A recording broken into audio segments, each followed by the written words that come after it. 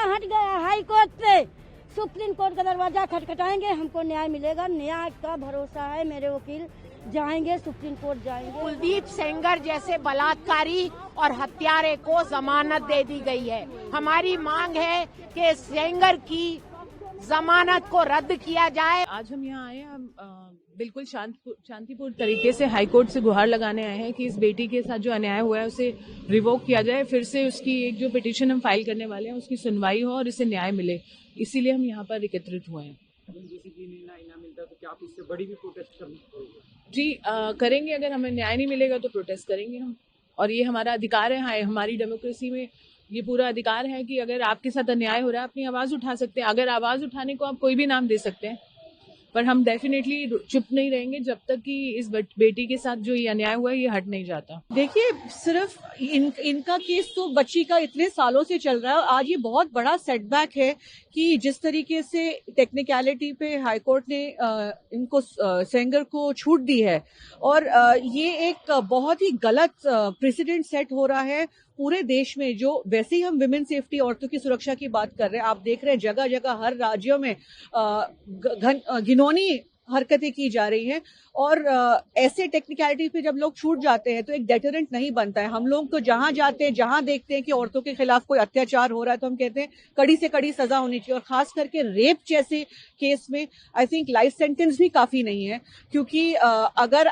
आप ऐसे केसेस में भी, इतना बड़ा हाई प्रोफाइल केस है उसमें भी कोर्ट अगर बायस हो रही है, मैं कोर्ट के ऊपर उस तरीके से आरोप नहीं डालूंगी, पर अगर टेक्निकलिटी पे जैसे कहा छूट सकते हैं, तो ये बाकी औरतों के लिए क्या मैसेज है? आज आरोपी सुरक्षित है, लेकिन जो विक्टिम है वो दर दर भटक रहे हैं न्याय के लिए। इतने सालों की जो न्याय की लड़ाई थी, तो भी उसका परिवार सुरक्षित नहीं था, वो खुद सुरक्षित नहीं थी।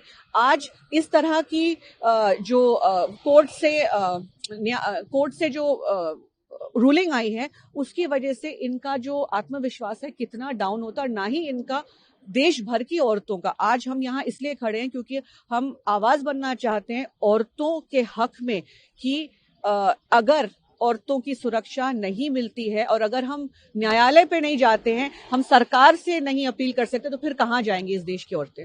इनकी बेल खारिज की जाए। यूपी सरकार, दिल्ली सरकार से हमारी यही मांग है। हम सुप्रीम कोर्ट का दरवाजा खटखटाएंगे।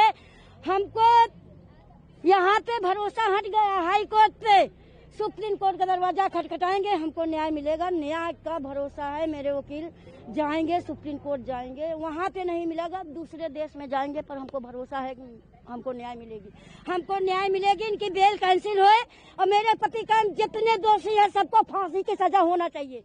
मुख्यमंत्री जी, योगी जी को, सबको एक खबर जा रही है, उनको सीधा फांसी होना चाहिए सबको।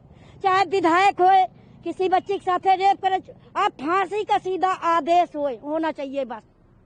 मेरे बच्चे मारे फिर रहे हैं। 10 साल का बच्चा काल मेरा आया, बीमार हो गया घर में, हम रोड पर मारे फिर रहे हैं।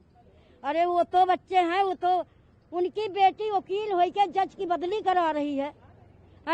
हम कहूँ इतने बड़े पैसा वाला, कितने दिन से उनके घर में प्रधानी रही, विधायकी रही, सब कुछ रहा, हमारे पास कुछ नहीं। मेरा देवर जेल में पड़ा है, झूठ कुलदीप सेंगर जैसे बलात्कारी और हत्यारे को जमानत दे दी गई है। हमारी मांग है कि सेंगर की जमानत को रद्द किया जाए। रेपिस्ट को जेल में रखिए, कुत्तों को बाहर रहने दीजिए। हमें कुत्तों से कोई खतरा नहीं है, हमें इन रेपिस्ट से है खतरा।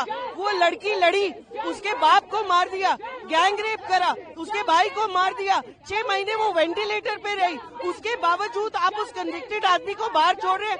आप हमारी देश की बेटियों को क्या बताना चाहते हैं? We are objects.